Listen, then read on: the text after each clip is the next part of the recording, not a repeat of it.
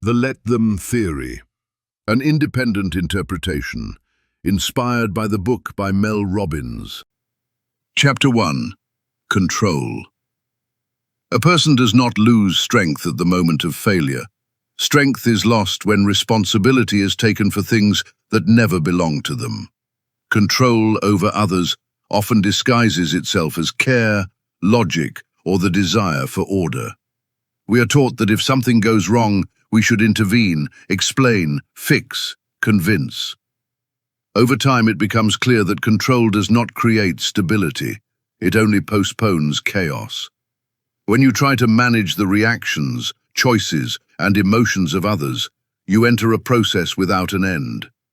There will always be someone who does not understand, does not agree, does not appreciate. The longer you hold on to control, the faster exhaustion appears.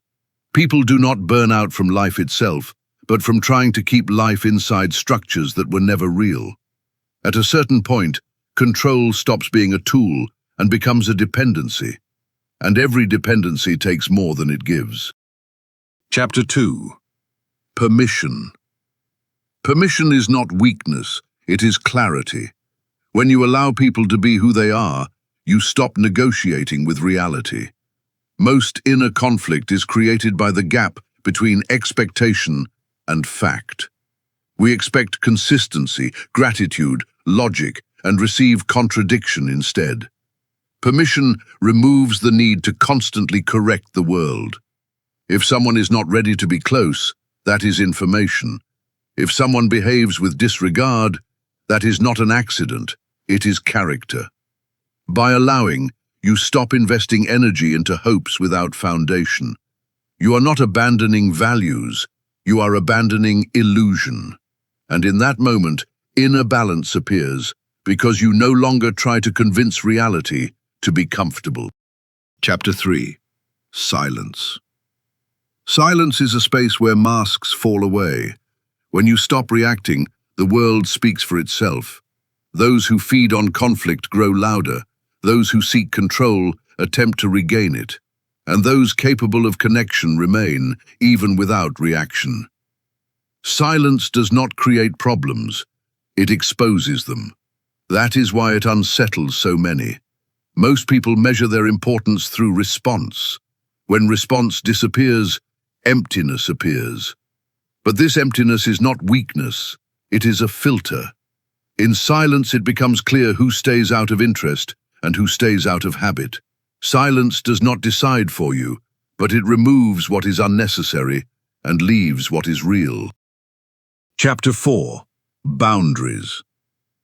Boundaries do not exist in words, they exist in action. When someone speaks endlessly about limits but continues to remain where they are violated, they teach others to ignore them. Real boundaries do not need explanation. They do not depend on understanding. If something is unacceptable, you do not negotiate or justify.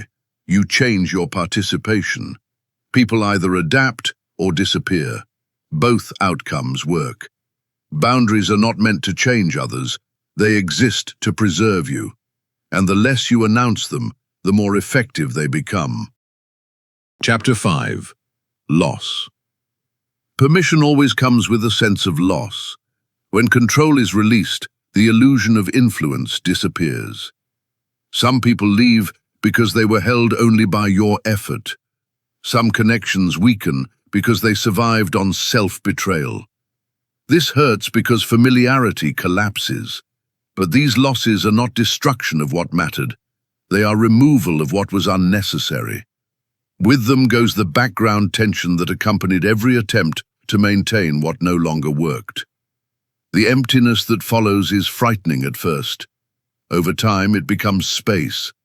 What remains after permission does not require control. Chapter 6. Ego. The ego cannot tolerate permission because permission removes the stage. Ego feeds on reaction, argument, and validation. It insists that silence equals defeat, that explanation equals strength, that intervention equals importance. But ego does not seek stability, it seeks tension. When you stop reacting, ego loses ground. This feels uncomfortable. It feels like something unfinished. That discomfort is the beginning of maturity. Strength does not require constant presence. It chooses where to stand and where not to appear. Chapter 7. Responsibility. Releasing control over others inevitably increases responsibility for yourself. When interference ends, excuses disappear. You can no longer blame misunderstanding or circumstance. Only choice remains. Where you stay, who you engage with, what you invest time in. This is uncomfortable because it demands honesty. But honesty creates stability. You begin to see which decisions were yours and which were reactions.